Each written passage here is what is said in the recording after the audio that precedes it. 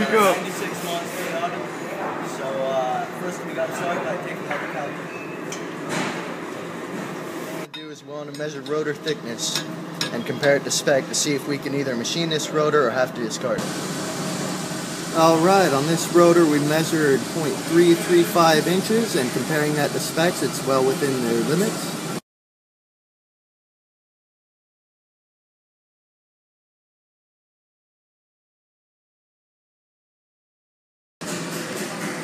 Next thing we want to do is measure runout with a dial indicator.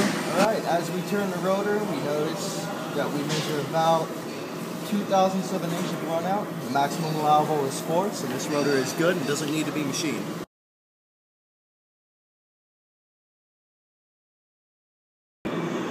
Now would also be a good time to check your brackets and mounting hardware. You want to check the springs for tension. You want to make sure none of these clips or anything are damaged. On top of that, you also want to clean all of these clips and apply a light coat of grease to any of the sliding surfaces on the pads, also where the pads will contact the piston or the caliper. Also, check for bad slide pin boots like this. If you can see it here, this one's got a real bad rip in it, causing the slide pin right here to get all dirty and greased up. Now, if you could just clean this off, replace the boot, re-grease it, that'd be great. But if the slide pin is rusted, you're pretty much going to have to replace the caliper, because even if you buff the rust off, more than likely the rust is just going to return in a few weeks. Alright, so the next thing we have to do is we gotta put this caliper back on, and we have to adjust the parking brake. To do that, you remove this bolt here,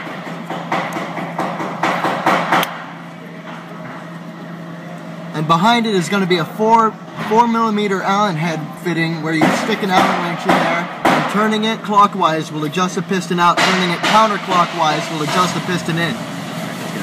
Alright, in order to correctly adjust the parking brake, what you do is you lift the parking brake handle up about 7 notches, then you come back here and you turn that Allen bolt in the back of the caliper while spinning the disc until the disc locks up. And once you do that, you put the parking brake down and check to make sure that the parking brake releases the rotor, and then it is properly adjusted.